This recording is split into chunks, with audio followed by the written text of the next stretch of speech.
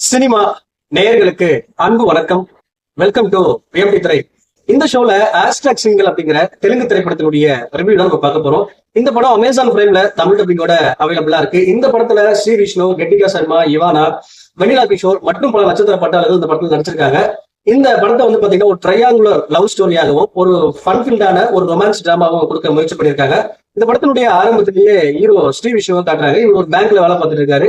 இவருடைய ஃப்ரெண்டு தான் வந்து பாத்தீங்கன்னா வெண்ணிலா கிஷோர். இவர் ரீசெண்டா கமிட் ஆயிருப்பாரு. இதை பார்த்து ஹீரோவுக்கு பயங்கர காண்ட் ஆகுது, பயங்கர டெஸ்பரேட்டா இருக்காரு. இவரும் வந்து பாத்தீங்கன்னா கமிட் ஆகணும் அப்படின்ற மாதிரி முயற்சி பண்ணிட்டு இருக்காரு. அந்த சமயத்துலதான் ஹீரோயின் கெட்டிகா சர்மாவை பாக்குறாரு. அவங்க ஒரு கார் ஷோரூம்ல வேலை பார்த்துட்டு இருக்காங்க. கார் வந்து போறதா அடிக்கடி போய் மீட் பண்றாரு. ஒரு கட்டத்துல இவர் சும்மா தான் வராரு அப்படிங்கிற விஷயம் தெரிஞ்சு போகுது.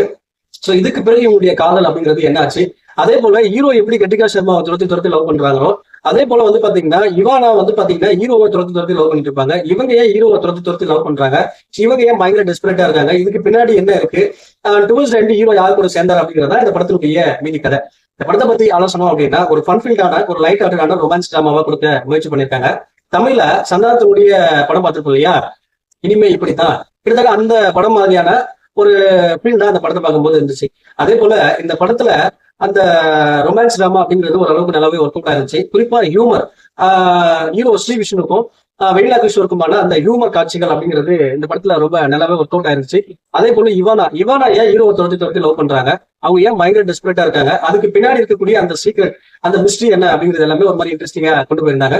அதே போல ஹீரோயின் கெட்டிகா சர்மா, இவங்க வந்து வழக்கமான படங்கள்ல வரக்கூடிய அந்த ரொட்டீனான லவ் சீன்ஸ் வரும் இல்லையா, அதே போலதான் இந்த படத்துலயும் வந்திருக்கு. ஹீரோ துரத்தி லவ் பண்ணுவாரு, ஹீரோயின் வந்து பாத்தீங்கன்னா லவ் பண்ணுவாங்க, கண்டுக்காம போயிட்டு இருப்பாங்க. சோ அந்த மாதிரியான காட்சிகள்ல தான் அவங்க வந்திருக்காங்க.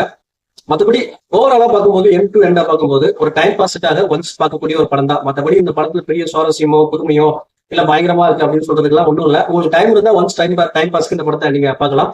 இந்த படத்துக்கு எப்படி ரேட்டிங் 5 to 5.5. அடுத்த வருஷத்துல சந்திக்கிறேன். நன்றி, வணக்கம்.